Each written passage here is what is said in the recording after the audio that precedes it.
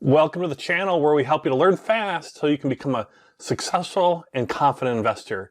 And I came across an article on TradingView, and TradingView is used a lot by technical traders and chartists and all that, and where they'll have articles or they'll have people post some comments and things and editorials, and they have these editor picks, and a person named Chess posted my top 11 rules for investing by this person named Chess.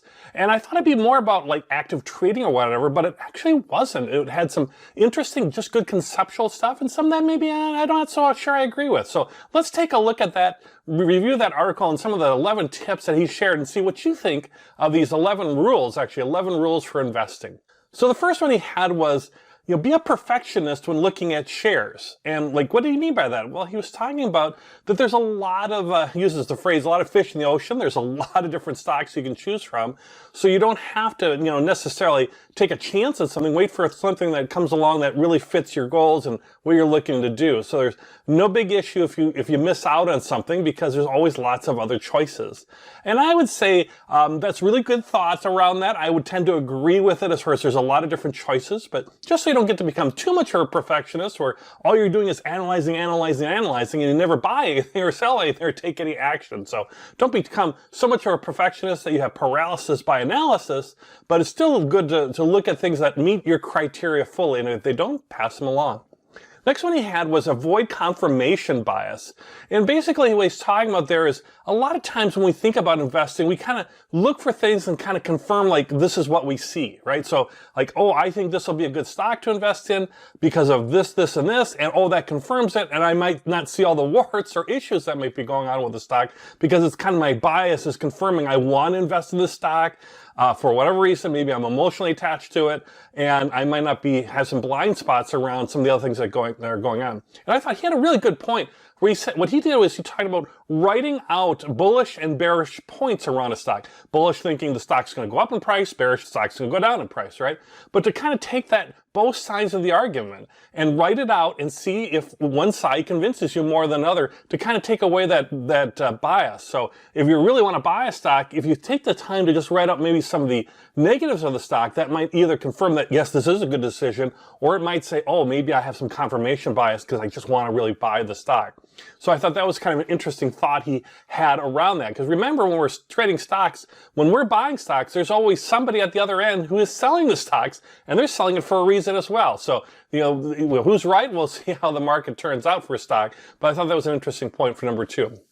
Number 3, I kind of like this one too, is do not blindly trust the experts. See, I'm more educational and all that, but a lot of folks they're more entertainment. You ever see that? You watch some financial shows and stuff, and it seems more entertainment than educational, or maybe even being good advice. And the thing is, there are a lot of different conflicting opinions out there. So even if you have an expert, there might be other experts saying the exact opposite thing. A good example of that recently is, think about the United States Fed, the federal folks that set the interest rates, right? So the Fed thought early in the year, in early 2022, thought that inflation was transitory or transitionary. It was not going to last. It was just a short-term thing. And they're experts, they're economists, people are part of the Fed, the central bank. And then you have like other economists, like Larry Summers is a famous one, who said, no, inflation is coming on fast. We're doing too much, and it's going to, giving too much money out to citizens, and they're going to spend it. It's going to raise prices. We're going to have this massive price racing. It's going to be bad, right? And so who was right? As it turned out, in this case, it was Larry Summers, but they're both experts. So sometimes you can't blindly follow one expert. Like if you blindly followed the central bank, you would have, maybe been hurt on that, because inflation did rise and stocks did fall. Number 4 was favoring consistent performance. Looking at, companies or mutual funds or exchange traded funds that are consistently good performers versus some that just go way up and way down.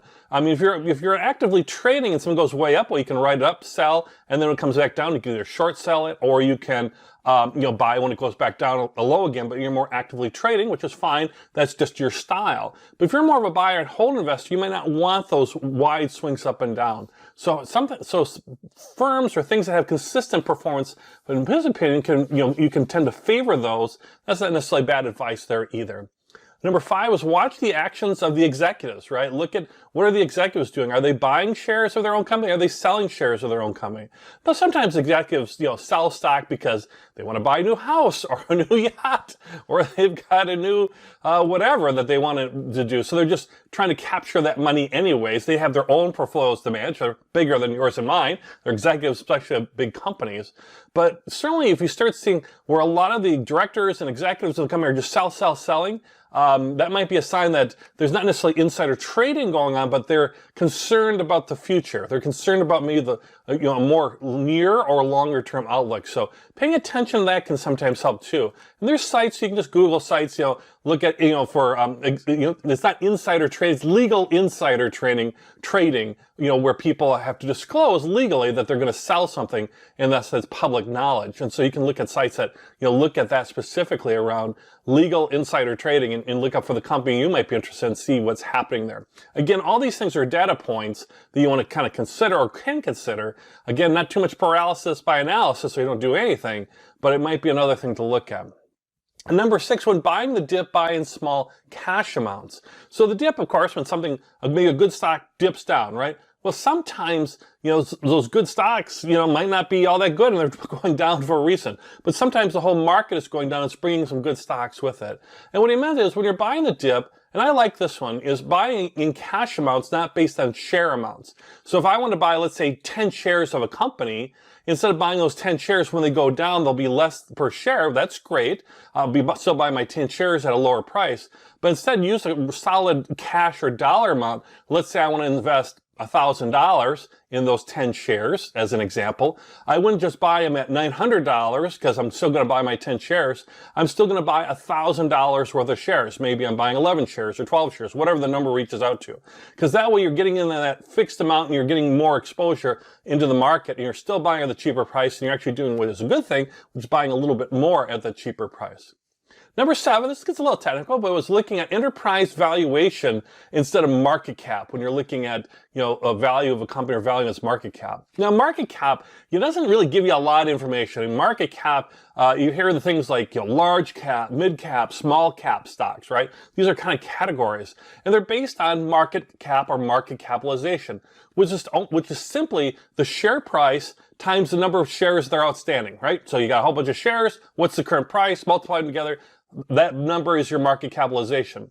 A company like Tesla have a large, high share price and a lot of shares will have a higher market cap than maybe a smaller growth company that's just getting started, has less shares out there, and they might be selling for $2 a share or $5 a share at a lower share price, so they'd have a lower market cap.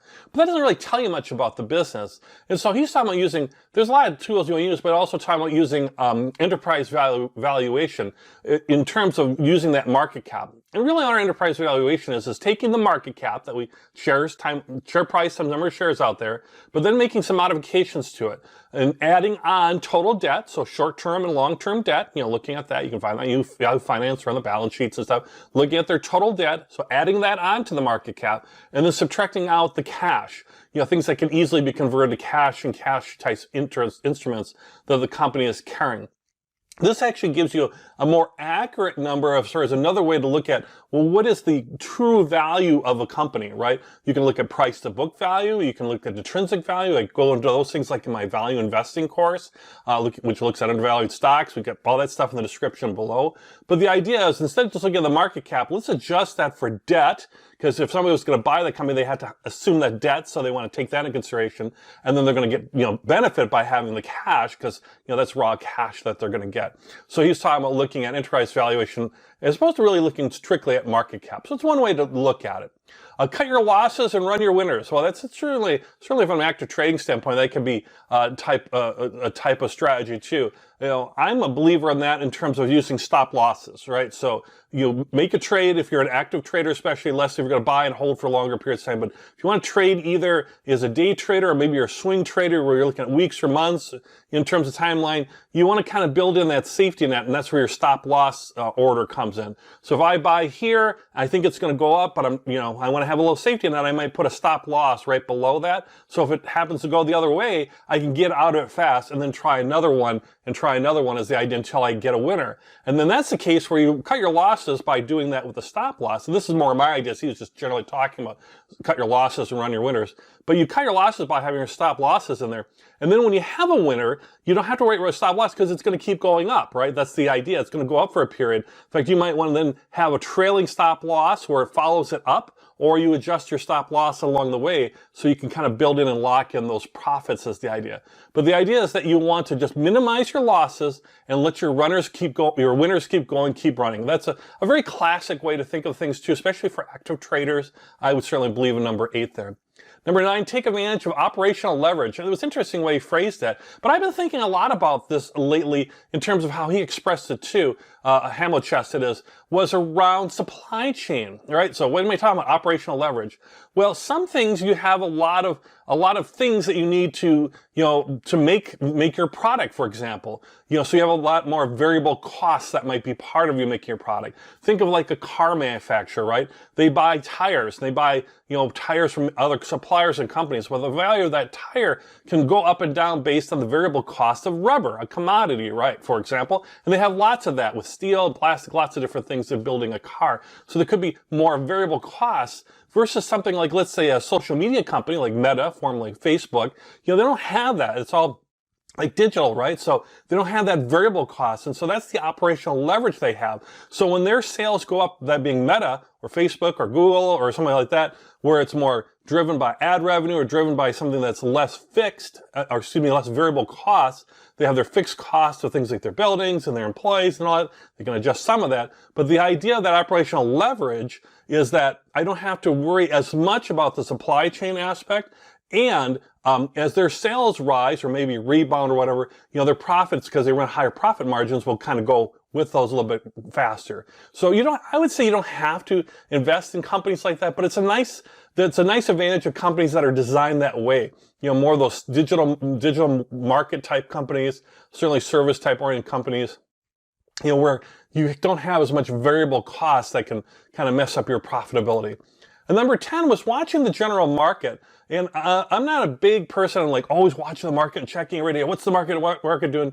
But, just that whole idea of that when you have a bear market and the prices and the stocks and values of shares are going down, lots of companies are getting swept up in that. And there might be some good quality undervalued shares to kind of, you could jump into that. But if there's something like a recession or something that's going to be really dramatic coming on, that might be a time, and he talks about this, Hamlet-Chest does, or she does, talks about you might want to keep some money into cash a little bit and then come back in. You don't have, once you get a little clear view of the overall market that might be affecting everything, you don't have to buy at the exact bottom or sell at the exact top. That's very, very difficult. If anything, you want to reduce your risk by letting things settle a little bit and then kind of getting in might be a way to do it. And that's what he was, or she was talking about by watching the general market. And then number 11, of course, is classic. I thought, again, this was going to be more of an article around active trading and stuff, but these are just classic good thoughts. And this was diversify your portfolio. And if you've taken my courses or anything, I talk a lot about diversification, that how it balances out your risk and decreases your risk.